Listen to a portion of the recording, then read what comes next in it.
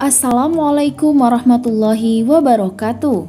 Sahabat muslimah yang dirahmati Allah, kali ini kita akan kembali membahas tentang Abu Bakar As-Siddiq, seorang sahabat yang sangat dicintai oleh Rasulullah SAW, dan bagaimana proses keimanan Abu Bakar As-Siddiq hingga memeluk Islam. Di masa jahiliyah, Abu Bakar As-Siddiq adalah orang yang paling menjaga kesuciannya. Sampai-sampai ia mengharamkan minuman keras atas dirinya sendiri. Abu Bakar As-Siddiq juga tidak pernah sama sekali sujud kepada berhala. Demikianlah akhlaknya yang terpuji, akalnya yang cerdas dan cemerlang, serta fitrahnya yang lurus. Abu Bakar As-Siddiq adalah sosok yang memuat melimpah nilai-nilai yang luhur, akhlak terpuji, watak dan karakter yang mulia dalam masyarakat Quraisy sebelum Islam. Bahkan penduduk Mekah memberikan kesaksian tentang keunggulannya atas yang lain dalam dunia akhlak, nilai-nilai dan keteladanan. Tidak diketahui ada satu orang pun dari kaum Quraisy yang mencela Abu Bakar As-Siddiq, menilai negatif dirinya, memiliki pandangan miring tentang dirinya, melecehkannya dan menghinanya, sebagaimana yang mereka perbuat terhadap orang-orang mukmin yang lemah. Di mata mereka, Abu Bakar As-Siddiq tidak memiliki aib dan cacat kecuali keimanan kepada Allah dan Rasul-Nya. Keislaman Abu Bakar As-Siddiq adalah hasil dari sebuah perjalanan imaniyah yang panjang dalam usaha mencari agama yang benar dan selaras dengan fitrah yang lurus dan mampu memenuhi dahaga dan hasrat spiritualnya.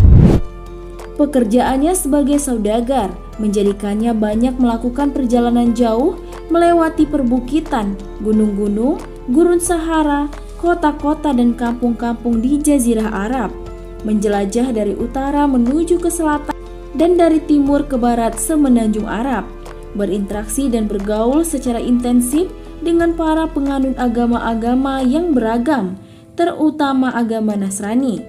Abu Bakar As-Siddiq juga banyak mendengarkan kalimat-kalimat dari sejumlah orang yang membawa bendera tauhid, bendera pencarian agama yang lurus.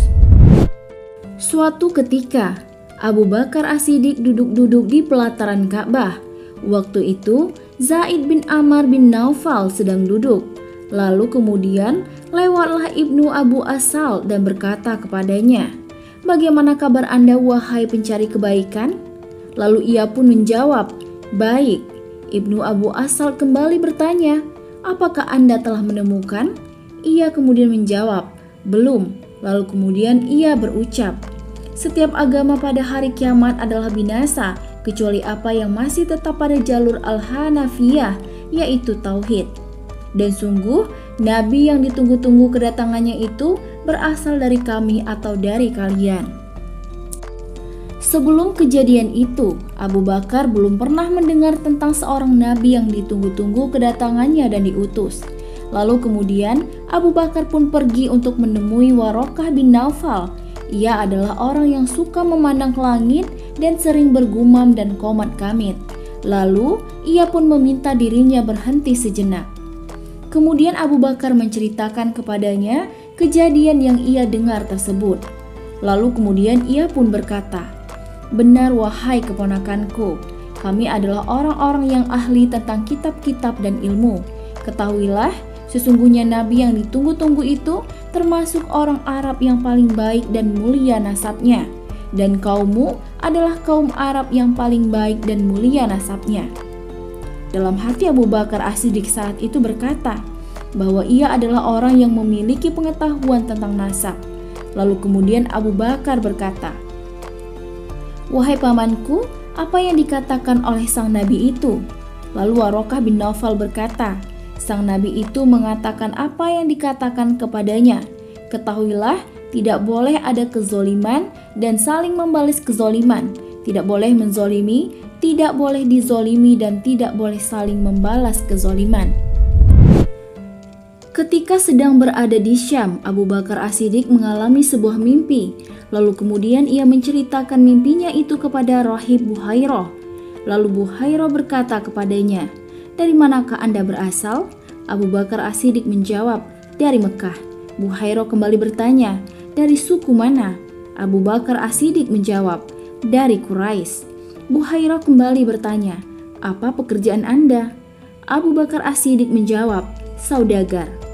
Lalu Buhairah berkata, "Jika Allah menjadikan mimpimu itu benar, maka akan ada seorang nabi yang diutus yang berasal dari kaummu, yang kamu akan menjadi wazirnya ketika ia hidup, dan kamu akan menjadi khalifahnya setelah ia meninggal dunia." Lalu Abu Bakar As-Siddiq pun menyimpan dan merahasiakan hal itu dan tidak ia beritahukannya kepada siapapun. Maka ketika Rasulullah menyampaikan dakwah kepada Abu Bakar As-Siddiq dan berkata kepadanya, "Sesungguhnya aku adalah Rasul Allah dan Nabi-Nya. Dia mengutusku untuk menyampaikan risalahnya dan aku menyeru kepadamu kepada Allah dengan sebenar-benarnya. Maka demi Allah, sungguh ini adalah kebenaran. Aku menyeru kamu, wahai Abu Bakar, kepada Allah semata, tiada sekutu baginya. Janganlah kamu menyembah kepada selain Dia, dan aku mengajak kamu untuk senantiasa taat kepada Allah." Maka Abu Bakar As-Siddiq pun secara spontan langsung masuk Islam tanpa sedikit pun gagap dan langsung menerima tanpa menunda-nunda sedikit pun. Ia pun langsung membuat komitmen kepada Rasulullah untuk membantu, mendukung dan menolong beliau. Dengan begitu, Abu Bakar As-Siddiq adalah laki-laki yang pertama kali masuk Islam dari kalangan orang merdeka. Sungguh begitulah proses keislaman Abu Bakar As-Siddiq. Keislaman beliau terjadi setelah pencarian, pengamatan, penyelidikan, dan penantian sekian lama. Pengetahuan dan wawasan Abu Bakar As-Siddiq yang mendalam serta hubungannya yang sangat kuat dengan Nabi Muhammad SAW adalah faktor yang sangat besar yang memotivasi dirinya untuk langsung memenuhi dan menerima dakwah Islam.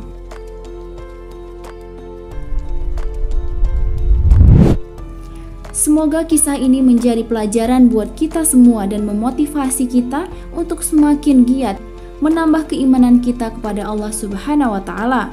Wallahu a'lam bishawab. Wassalamualaikum warahmatullahi wabarakatuh.